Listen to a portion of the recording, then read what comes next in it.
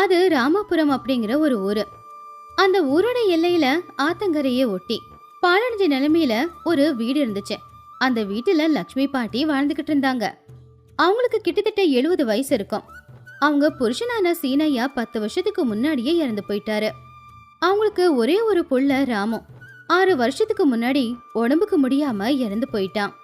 அன்னையிலேருந்து லக்ஷ்மி பாட்டி தனியாயிட்டாங்க.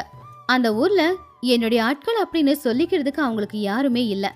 இது குளிர்காலம். குளிர் எல்லாரையும் தொலைச்சி எடுத்துக்கிட்டு இருந்துச்சு. ஊர் எல்லாமே பனி பொழிஞ்சுக்கிட்டு பார்க்க அழகாதான் இருந்துச்சு. ராத்திரி பொழிஞ்ச பனியில காலையில பனியெல்லாம் தண்ணியா மாறி ஒவ்வொரு சொட்டா பாட்டியோட வீட்டுக்குள்ள விழுந்துகிட்டு இருந்துச்சு. ஆனா குளிரால பாட்டியோட உடம்பே விரைச்சு போனதுனால அவங்களால எழுந்திருக்க கூட முடியல. அப்போ பாட்டி அவங்களுடைய மனசுக்குள்ள, ஐயோ, இந்த குளிர் என் உயிரை எடுத்துடும் போல தெரியுதே. இந்த குளிரை என்னால தாங்கிக்கவே முடியலையே. ஐயோ சீனையா, நீ இருந்திருந்தா நல்லா இருந்திருக்கும்ல. உன் பாட்டுக்கு என்ன தனியா தவிக்க விட்டுட்டு போயிட்டியே. நீ இருந்திருந்தா காட்டுக்கு போய் காஞ்ச விறகையாவது கொண்டு வந்து கொடுத்துருப்ப. நானும் இந்த குளிருக்கு கொஞ்சம் அடுப்பை மூட்டி குளிர் காஞ்சிக்கிட்டாவது இருந்திருப்பேன். நீ தான் போன, கூடவே உன் பிள்ளையவா கூட்டிக்கிட்டு போவ. இப்ப எனக்குன்னு யார் இருக்காங்க இந்த குளிர்ல உதவி செய்யறதுக்கு? பாட்டி கஷ்டப்பட்டு செவுரு பிடிச்சு எழுந்துச்சு நின்னாங்க. சமையல் அறையில விறகு வச்சிருக்கிற இடத்த பார்த்தாங்க. அங்க சின்னதா இருக்கிற 2 விறகு மட்டும்தான் இருந்துச்சு. பக்கத்துல பாதி உடைஞ்சு போயிருக்கிற பானையில ராத்திரி மிஞ்சி போன கஞ்சி கொஞ்சோண்டு தான் இருந்துச்சு. என்ன வாழ்க்கையோ என் வாழ்க்கை. அடுப்பு பத்த வைக்கலாம் அப்படின்னா விறகு இல்ல. கஞ்சியே சுட வச்சு குடிக்கலாம் அப்படின்னா கஞ்சியும் கிடையாது. இந்த நேரம் நான் என்னத்தை சாப்பிட்டு வயிற்ற நெருப்பிப்பேன் அப்படின்னு சொல்லிக்கிட்டே பழைய ஸ்வெட்டர் ஒன்று எடுத்துக்கிட்டு போட்டுக்கிட்டு வெளியில குளிர் தாங்க முடியாம வந்து நின்னுக்கிட்டு இருக்கும்போது எதிர் வீட்டுல இருந்த ரங்கம்மா அப்பதான் வாசல்ல வந்து நின்னுக்கிட்டு இருந்தா. அப்போ பாட்டி ரங்கம்மாவை பார்த்து, ஏமா ரங்கம்மா, தப்பா எடுத்துக்காதம்மா. வீட்டுல அடுப்பு பத்த வைக்க காஞ்ச விறகு நாலு இல்ல. உன் வீட்டுல விறகு கொஞ்சம் இருந்தா கொடுக்கறியாமா? அதை கேட்டதுமே ரங்கம்மா, அட நீ வேற போ பாட்டி. என் வீட்லயே அடுப்பு பத்த வைக்க விறகு இல்லையாமா? இதுல காலங்காத்தால எழுந்திருச்சு விறகு கொடுன்னு கேட்டுக்கிட்டு இருக்கேன். என் புருஷன் குளிரா இருக்குன்னு காட்டுக்கு போக மாட்டேங்கிறாரு. இருக்கிற 4 விறக எதுக்காவது இருக்கட்டுமே வச்சுக்கிட்டு இருக்கேன். உனக்கு புள்ள இல்லைன்னா அதுக்கு நாங்க பிள்ளைங்க மாதிரி எல்லாம் செய்ய முடியுமா? பாட்டி கண்ணுல கண்ணீரோட, அப்படியெல்லாம் சொல்லாதம்மா, இந்த குளிரை தாங்க முடியல, அதனாலதாம்மா உன்கிட்ட கேட்டேன். அட என்கிட்ட இல்ல போ பாட்டி. வேணும்னா அந்த ரங்கைய தாத்தா கிட்ட போ. அவர் தான் காட்டுக்கே முதலாளியாச்சே. அவர்கிட்ட காஞ்ச விறகு இருந்தாலும் இருக்கலாம். ஆனா தயவு செஞ்சு என்கிட்ட மட்டும் வந்துடாத அப்படின்னு சொல்லி ரங்கம்மா வீட்டு கதவை சாத்திக்கிட்டு உள்ள போயிட்டா. பாவம் பாட்டி மனசெல்லாம் வலிச்சுது. என்ன இருந்தாலும் எனக்குன்னு யாரும் இல்லைல்ல அப்படின்னு நினைச்சுக்கிட்டு அதே கவலையோட பாட்டி ஊருக்குள்ள நடக்க ஆரம்பிச்சாங்க. ஊருக்கு நடுவுல ஒரு பெரிய வீடு. அதுதான் ரங்கையாவோட வீடு.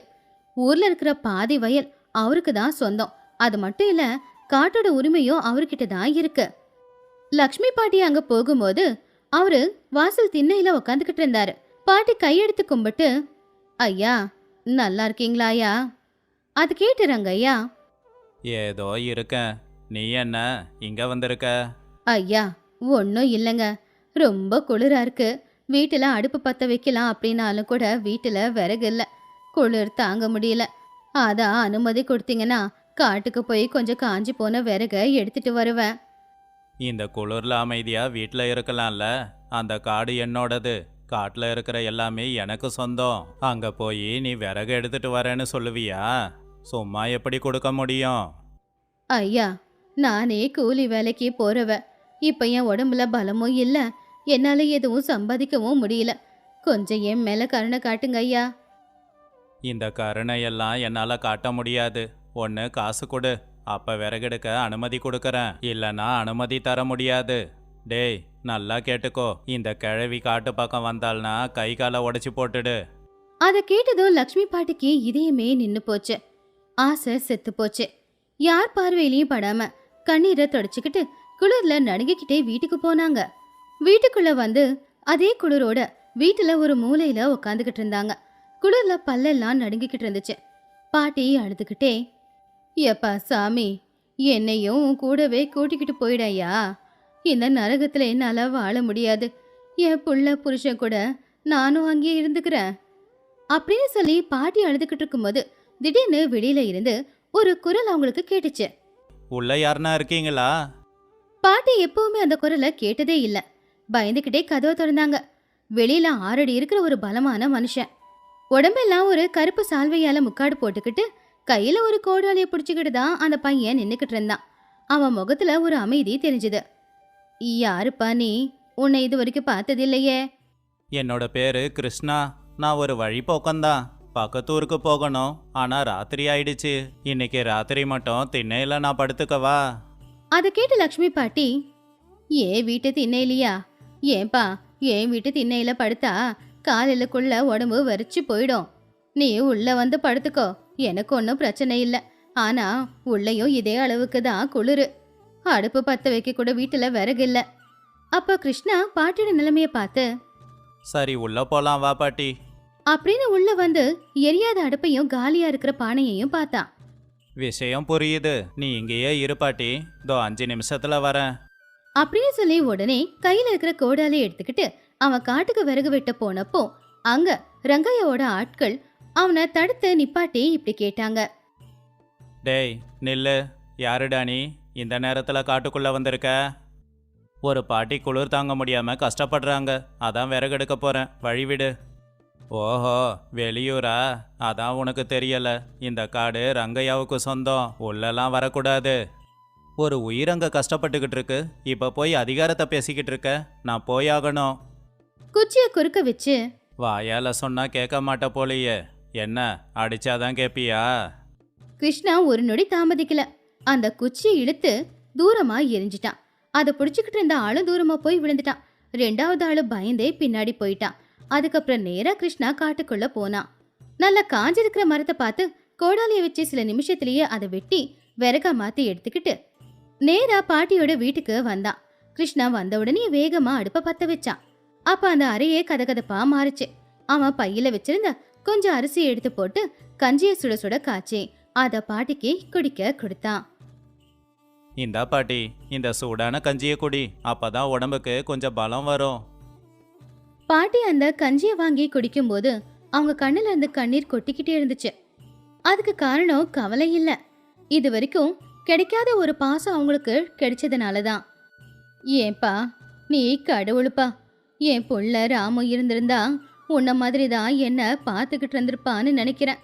நீ யாரோ எனக்கு தெரியல, ஆனா என் உயிரை காப்பாத்திட்டப்பா. கடவுள்லாம் இல்லை பாட்டி. நானும் உன்ன மாதிரி சாதாரண மனுஷன்தான். எனக்கும் உன்ன மாதிரி யாரும் இல்லை. அப்போ ஒருத்தருக்கு ஒருத்தர் உதவி செய்யணும்ல. நீங்க படுங்க பாட்டி, நான் கொஞ்ச நேரம் அடுப்பு கிட்ட உக்காடுறேன். அன்னைக்கு ராத்திரி லக்ஷ்மி பாட்டி நிம்மதியா படுத்து தூங்குனாங்க. கிருஷ்ணா அங்கேயே பக்கத்துல உட்காந்துக்கிட்டு இருந்தான். அடுத்த நாள் காலையில கிருஷ்ணா பாட்டியோட வீட்டு கூரை மேலே ஏறி தண்ணி சொட்டிக்கிட்டு இருந்த அந்த இடத்த புல்ல போட்டு சரி பண்ணான்.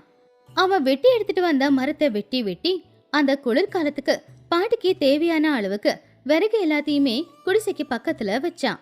இன்னொரு பக்கம் ரங்கையா அவனுடைய ஆட்கள் அடிச்சு கிருஷ்ணா மரத்தை வெட்டி எடுத்துட்டு போனதை கேள்விப்பட்டு 4-5 பேரோட சேர்ந்து அவன் நேரா பாட்டியோட வீட்டுக்கு வந்தான். ரங்கையா ரொம்ப சத்தமா, ஏ கிழவி, வெளியில வா. யார் இது?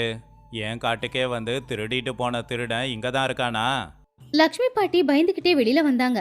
அவங்க பின்னாடியே கிருஷ்ணாவும் வந்தான். ஐயா, பெரியய்யா, அவன் திருடன் இல்ல, அவன் எனக்கு உதவி செஞ்சான். கிருஷ்ணா அவங்கள தடுத்து, அந்த விறகு வெட்டினது நான் தான். அதுக்கு என்ன இப்போ? ரங்கையா ரொம்ப திமிரா, என்ன இப்பவா? என் காட்டுல ஏன் அனுமதி இல்லாம விறக திருடுறியா நீ? நீ திருடினதுக்காக உனக்கு இப்ப தண்டனை என்னன்னு தெரியுமா? நீ பண்ணதுக்கு தண்டனை, இனி இந்த கிழவி வாழ்ந்துக்கிட்டு இருக்கிற இந்த குடிசையும் இது இருக்கிற இடமும் எனக்கு தான் சொந்தம். நீங்க 2 பேரும் வெளியில போங்க. ஐயோ ஐயா, அப்படியெல்லாம் சொல்லாதீங்க. வயசான காலத்துல என்ன தெருவில் இழுத்து போட்டுறாதீங்க. நான் எங்கங்கய்யா போவேன். அப்போ கிருஷ்ணா லக்ஷ்மி பாட்டிய பார்த்து, இருங்க பாட்டி, அவன்கிட்ட நான் பேசுறேன். ஏன்யா பெரிய மனுஷா, என்ன சொன்ன? உன் காட்டுக்கு வந்து விறகு வெட்டினது தப்பா? குற்றமா? அதுக்கு நீ தண்டனை கொடுக்குறியா? அந்த காட்டுல காஞ்சி இருக்கிற விறகு எல்லாமே உனக்கு சொந்தம் அப்படின்னா இங்க வீசுற காத்து, இந்த ஊர்ல இருக்கிற தண்ணி, இது எல்லாமும் உனக்கு தான் சொந்தமா? என்ன உன்னோட அதிகாரத்தை வச்சு ஊர்க்காரங்களை கொடுமைப்படுத்திக்கிட்டு இருக்கியா? சண்டை நடக்கிறத பார்த்து மெதுவா ஊஜனங்க எல்லாரும் அங்க வந்தாங்க. ரங்கம்மாவும் அங்க வந்தா. பாத்தீங்களா இவன் எவ்வளோ பேசுறான் அப்படின்னு? எனக்கு நியாயம் வேணும். உடனே பஞ்சாயத்தை கூட்டுங்க. எனக்கு நியாயம் கிடைச்சதுக்கு அப்புறமா இவங்க 2 பேரையும் ஊரை விட்டே துரத்தணும். உடனே ஊர் பெரியவங்க எல்லாருமே அங்க வந்தாங்க. குடிசைக்கு முன்னாடியே பஞ்சாயத்து தொடங்குச்சு. ஏன்பா தம்பி, நீ யாருன்னு கூட எங்களுக்கு தெரியாது. ஆனா நீ ரங்கையா காட்டுல விறகு வெட்டினது நியாயமா? ஐயா, நியாயத்தை பத்தி அப்புறம் பேசலாம். முதல்ல தர்மத்தை பத்தி பேசலாமா?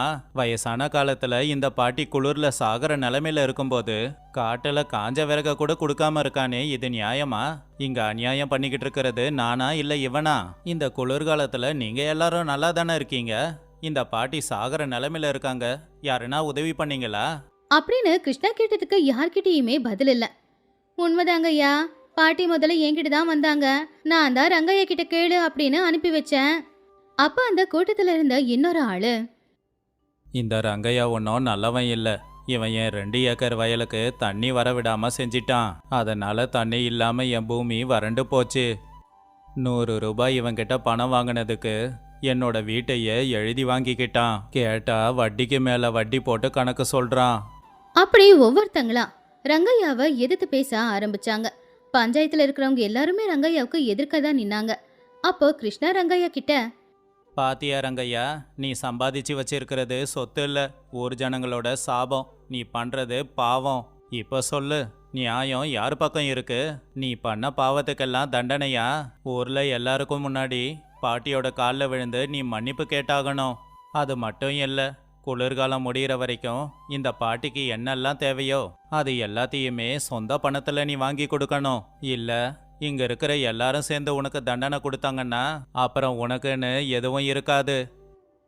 ஊஜனங்க எல்லாருமே ரங்கையாவை கோவமா முறைச்சாங்க. அவனுக்கு உயிர் பயம் வந்துருச்சு. அவனுடைய திமிரு அடங்கி போச்சு. அம்மா, என்ன மன்னிச்சிடுங்க. நான் பண்ணது தப்பு தான். இனிமே தப்பு பண்ண மாட்டேன். உங்களுக்கு தேவையானதை நானே கொடுக்கறேன்.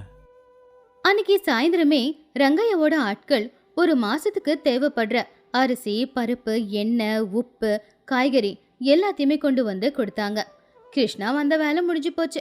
அடுத்த நாள் காலையிலேயே அவனுடைய போர்வையும் கோடாலையும் எடுத்து கிளம்புனான். அப்போ பாட்டி அழுதுகிட்டே, ஏன்பா அதுக்குள்ள போயே ஆகணுமாப்பா? இந்த அம்மாவுக்கு துணையா ஏன் கூடவே இருந்துடக்கூடாதா? கிருஷ்ணா சிரிச்சுக்கிட்டே, அம்மா, நான் ஒரு வழிபோக்கேன். இது என்னோட இடம் இல்ல. நான் போக வேண்டிய இடம் எங்கேயோ இருக்கு. இப்ப நீங்க தனியாள் இல்ல, இந்த ஊரே உங்களுக்காக இருக்கு. அப்பதான் ரங்கம்மா ஒரு கையில சுட சுட சோள ரொட்டியையும் இன்னொரு கையில சுட சுட கஞ்சியையும் எடுத்துக்கிட்டு வந்தா. பாட்டி, இந்த பாட்டி, இந்த கஞ்சியை குடி, இந்த ரொட்டியையும் சாப்பிடு. இனி 3 வேளையும் நானே உனக்கு சமைச்சு கொடுத்துடுறேன். லக்ஷ்மி பாட்டி அதை பார்த்து சந்தோஷப்பட்டாங்க. கிருஷ்ணாவை திரும்பி பார்த்தாங்க.